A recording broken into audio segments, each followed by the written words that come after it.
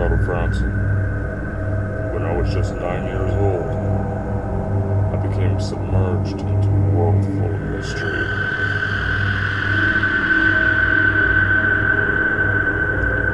For the next 6 years, I've spent my time researching the unknown, trying to solve the mysteries of my past.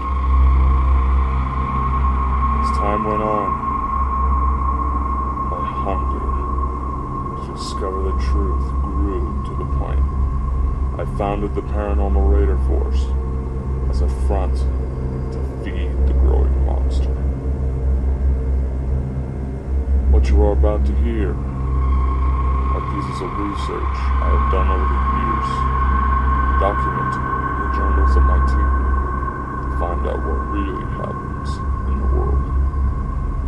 And maybe, just maybe, there's something never before seen in this. You are about to find out. This is Journals of Supernatural Adventure. For thousands of years, tales of magic, great power, and mystic forces have been sewn into our myths and legends. Such fascinating power that seemed to leave our world generations ago has made its way into children's tales to feed the imaginations of our young. If there is truth behind ancient stories, how would it be possible? With some interesting findings on what would be described as human-environment interaction, the answer lies inside the very vibes of nature. My name is Dakota Frandsen, and what you are about to hear is a collection of research straight from the journals of my team of investigators. In this episode, we talk about the divine matrix, a concept of a master connection between man and the universe that allows us to change our fate at will. What is the matrix? How long have we known about it? And what can the field be used for? These are questions many have, as this view recently entered Western science through one of the most horrible disasters brought to the United States, 9/11. It's a bit of a sensitive subject, but listen. A team of scientists was monitoring data collected from 2 satellites that monitor the Earth's magnetic field. Then all of a sudden, the field became much stronger than usual.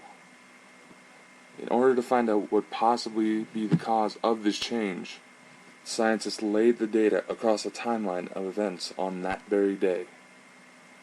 Upon close analysis, they found that exactly 15 minutes after the plane had struck the first tower is when the field started to act up. Now, of course, it does sound like pure coincidence, and, as we all know, the scientific community does not wholeheartedly believe in coincidence, other than to use it as an excuse to write off any anomalies that appear. But in spite of usual boundaries of science, several tests followed to see what the situation was, with somewhat familiar results. By bringing together a few groups of people and influencing their emotions, they looked to see what changes occurred and found similar results that appeared on 9/11. At the most influential extremes of motion, the magnetic field of the Earth actually increases in strength by reflecting the change of field of the very human heart. The heart is actually a strong generator of energy, which once activated by love or fear, can cause a ripple effect in the Earth's magnetic field. That also brings on the energy that can show a similar effect to either an eclipse or the effects the full moon tends to have. But where this energy is generated from our very bodies, it can be channeled into various uses, even to help people. The power we generate can have a tremendous effect with practice. Several indigenous tribes all over the world use the exact same force to help cure illness for hundreds of years. In fact, similar methods are used in medicineless hospitals in China to cure cancer, all conducted by mere positive thought. Now, alongside ancient knowledge of the world brought to our ancestors by the gods, mankind was able to live in some of the most advanced civilizations yet using the divine matrix, along with several other practices. In fact, with these methods that modern technology and science has yet to replicate, our ancestors built phenomenal structures that match the very formations of the stars in the heavens above. Yet, somehow they also fit into another formation, the world grid theory. For those of you who don't know, the world grid is actually an old idea that the Earth, viewed from above, was made of 12 pieces sewn together into a ball. This idea was brought forth by ancient Greek philosopher and mathematician Plato. Of course, at this time, this could be merely explaining how the world may look from the stars, but further research into this phenomena, possibly linked to the grid, has brought interesting results to look at. Now, if you were to flatten out the grid, how it's believed to be formed around the world, it can serve as one of the most accurate map of land masses available. But this grid is about electromagnetic phenomena, and that, my friends, is where it gets interesting. While plotting the map, 12 of the triangles of the world grid are linked to mysterious disappearances and magnetic anomalies. The first two regions are the North and South poles. Now, along the Tropic of Cancer lie some of the more famous sites: the Bermuda Triangle, the Dragon's Triangle, the Algerian megalith ruins, and Hamakulia near Hawaii. Going across the equator to the Tropic of Capricorn lie more unknown sites of mysterious activity: Martin Basin, the Zimbabwe megaliths, the edge of the Hebrides Trench near Fiji, Easter Island, and the South Atlantic anomaly. These sites have been filled with myths and legends by the locals to explain the mystery, while science has yet to scratch the surface. Now, but with a recent discovery by NASA, a new step in solving the mystery may be unfolding. NASA has just released information on special portals that are located between the Earth and the Sun. These portals, quote unquote, are locations in the Earth's magnetic field where, on contact with the solar wind, create what is known as an electron diffusion point, or X point, that allow energized particles enter the atmosphere, thus manifesting geomagnetic storms, appearance of the auroras, technological malfunction, and other mysterious phenomena. Now, according to NASA affiliates, X points can actually be located with proper equipment, thus beginning a special mission in 2014 to do so. But how can this be linked to areas like the Bermuda Triangle? Here's our theory. Now, the tropics are actually locations where the Earth can get the most sunlight depending on the time of year. Where these sites are located, more solar winds are able to approach, and these X points are allowed to appear in those areas. In order to fully understand where our thought process went, we're going to have to explain the phenomena that we know about through the Bermuda Triangle. Of course, those who are able to escape the force of the Bermuda Triangle sometimes report seeing a tunnel of energy as they enter the area. What happens inside, even to the eyes of the observer, is unknown. But yet, what happens afterward is clear.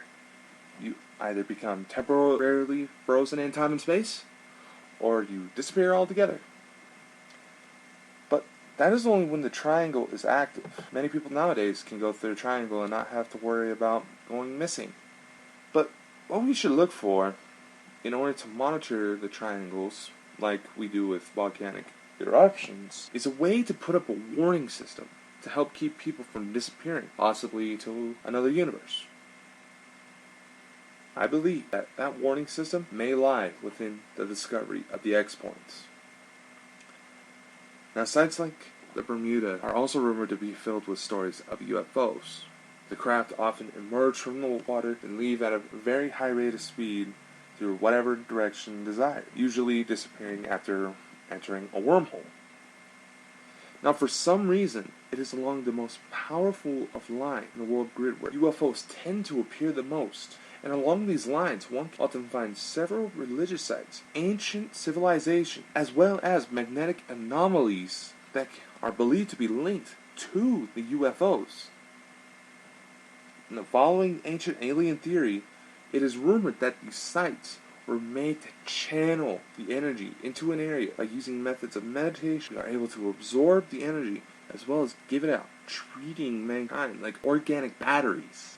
Now, is it possible that this was meant to give us a wireless power source that allowed us to utilize energy harnessed through what could be possibly described as the divine matrix? Now, like we mentioned in our last show, the universe is filled with pathways of various sizes that were created by high-speed travel. Through these pathways, we are able to send energy to desired targets, even in the form of our own spirit. This is how the concept of the divine matrix is possible. The countless pathways are needles sewing together the very fabric of the universe, allowing for humanity to send out energy, much like the sun, affecting the Earth's magnetic field. Once the methods are perfected, the energy we create and send out can make a similar effect to formation of X-points, allowing for energy to heal, love, and protect, or even harm others can take place.